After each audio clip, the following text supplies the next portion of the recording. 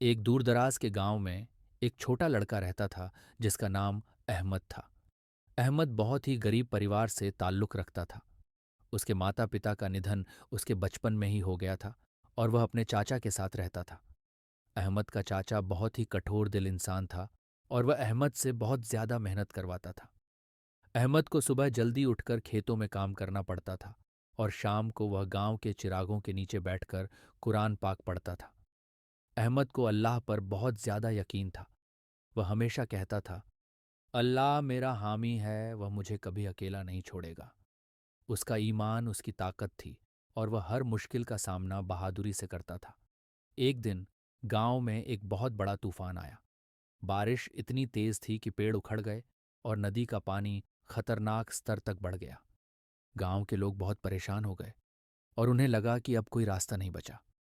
अहमद के चाचा ने भी हार मान ली और वह कहने लगा, अब तो सब खत्म हो गया, हमारे पास कुछ नहीं बचा। लेकिन अहमद ने हिम्मत नहीं हारी। वह अपने चाचा से कहने लगा, चाचा जान, अल्लाह पर भरोसा रखें, वह हमारी मदद करेगा। अहमद ने गांव के लोगों को इकट्ठा किया और उन्हें दुआ करने के लिए कहा। उसने कहा, अगर हम सब मिलकर अल्लाह से मदद मांगेंगे तो वह हमें ज़रूर सुनेगा। गांव के लोगों ने अहमद की बात मान ली और सब ने मिलकर दुआ की। कुछ ही देर बाद बारिश रुक गई और तूफान थम गया। नदी का पानी भी कम हो गया और गांव को कोई नुकसान नहीं पहुंचा। सब लोग अहमद के ईमान और हिम्मत की वजह से बच गए। इस घटना के बाद गांव के लोग अहमद को बहुत इज्जत देने लगे। उन्होंने कहा, अहमद ने हमें सिखाया कि अल्लाह पर भरोसा रखना कितना ज़रूरी है। अहमद के चाचा ने भी अपनी गलती मान ली और वह अहमद से माफ़ी मांगने लगा।